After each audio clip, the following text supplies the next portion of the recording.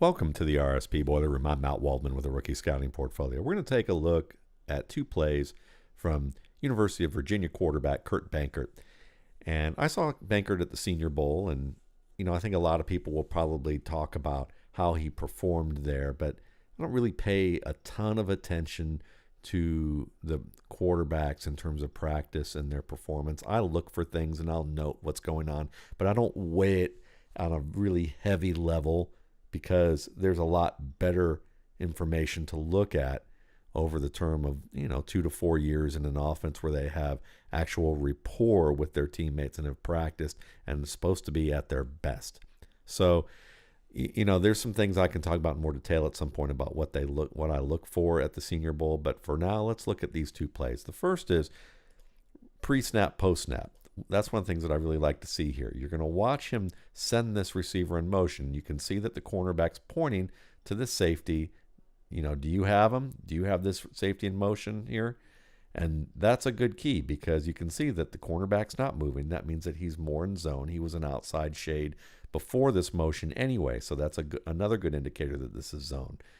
So you have that pre-snap look where he's motioning inside. Look where the safety goes in response. Safety's going to slide over as well. So then you start to see, maybe it is a one-on-one with this safety here, with this single receiver. That's interesting. So maybe he's got that man here, or he's got a certain responsibility to whatever receiver is going to be at his side of the field. Benkert's going to discover that by, I've got the tip-off here with the corner pointing to the safety. See who the safety is going to take it post-snap. And also let's look at the other safety, what he's going to do. If he rotates to the middle, then we know that this receiver is probably going to get a shot to run free or have, at worst, a one-on-one with the safety instead of a cornerback, and that's a win. So guess what happens? Post-snap. Little play action here. He's going to look up, and look who's turning to the middle, number 10. Look who's staying inside without much of a retreat yet. This other safety. So pretty good sign for him to have a one-on-one with this receiver. Drops back 5 steps, trips a little bit over his 5th step, so he compensates by taking 2 more, and then hitches once really, and throws his ball, and he lets his sucker loose 60 yards from the pitch point. Perfect throw at 60 yards. It's a beautiful throw.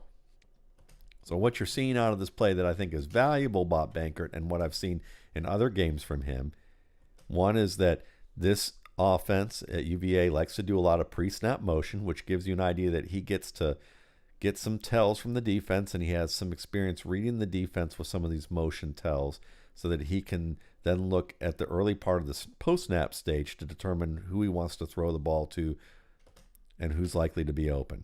Second thing is you get a chance to see his drop form, which is pretty darn good in the first 3 to 4 steps here. And I like his drops overall. 3-5, he does pretty good job with it crisp, being quick, and he usually ends up in a pretty balanced stance. This time he trips over his own foot, but he recovers very nicely, and he's able to hitch once, twice, and deliver the ball in rhythm. So he creates his own rhythm out of that little stumble there. Doesn't affect him, and then he's just got this gun. And he has a gun. I've seen him throw the ball on the move in either direction with accuracy at 40 yards.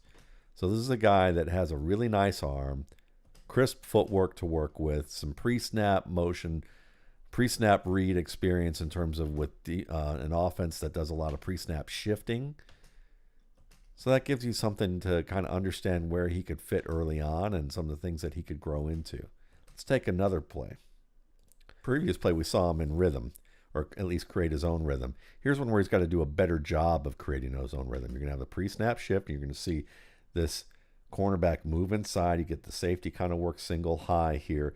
So he knows that when he looks at this play, he's going to look to the left first and sees that the zone is covering these two receivers pretty well. They're accounting for what they thought might have been a pre-snap pressure with that wing back working to that side, and now you have a running back working outside in the outlet to the flat here. So he looks downfield, sees that nothing's there that he likes because this defender drops. So he's going to come back. Now, the way he comes back, I don't particularly like. And I'm going to show you why here. He misses this throw. So part of it maybe is that he feels 38 crashing in, and maybe out of the periphery of his helmet, he sees that push and it forces him to react strongly. But this is a flight mechanism. The pads are down a little bit more. He runs instead of slides, but he does recover, and to his credit, he recovers, resets to fire the ball. But he doesn't do a great job of that. And this is the thing that you want to look for when it comes to fight or flight with a quarterback. Every quarterback has fight or flight mechanisms at certain times, and they're warranted in various stages, but you want more fight than flight. And he's going to have to work on this a little bit more, because if he slid here, he could continue to throw in rhythm. He could create a rhythm so that his mechanics with his throwing don't result with a wide stance. You can see this is wider than shoulder length, which usually means the ball sails when you throw from a wide stance. You can't always get the velocity you need from a wide stance, and when you try to do so, you end up leaning in a direction, which means the ball side to side isn't as accurate left to right as it should be either if you're going to overcompensate with leaning. But on this play, he's also got pressure coming up the field. So not only does he have a wide stance, but he tries to take something off the ball. And you can see that he's leaning backwards here. So you have a wide stance, leaning backwards a little bit, and the ball sails by about 3 to 4 yards on this play.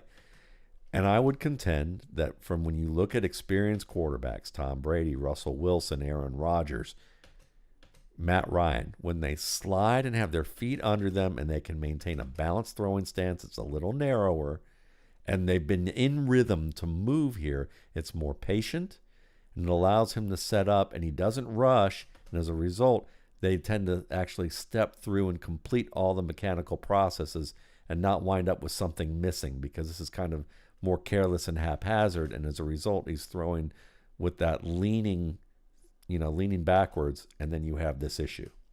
So when we look at Benkert, when he has time, when he doesn't perceive pressure, when he's able to, deliver a ball on his own time period, man, he's got the big arm and he's got pinpoint accuracy at a pretty amazing depth at 60 yards. So that's really promising. But the thing that you want to see is when pressure comes, when things don't come as planned, the pressure doesn't come off the edge like he thought when he motioned that tight end pre-snap, and he's got to turn back, can he do it a little calmer? Can he learn to do it a little calmer? He sees the man he's supposed to throw to, and that's great, but he doesn't want to rush his process. When you're hurrying, and young quarterbacks tend to hurry because they're overthinking things, they're not as calm. And when you're not as calm with all these different little details that they have to execute on every play, something tends to go wrong. And when your instrument's just a little bit off, you're a little out of tune with your fellow performers here. So that's what we have when Kurt Benkert's in tune and when Kurt Benkert's out of tune. Thanks again for watching. For more RSP Boiler Room videos, you can check out my YouTube channel, the RSP Film Room, and my site, www.mattwaldmanrsp.com.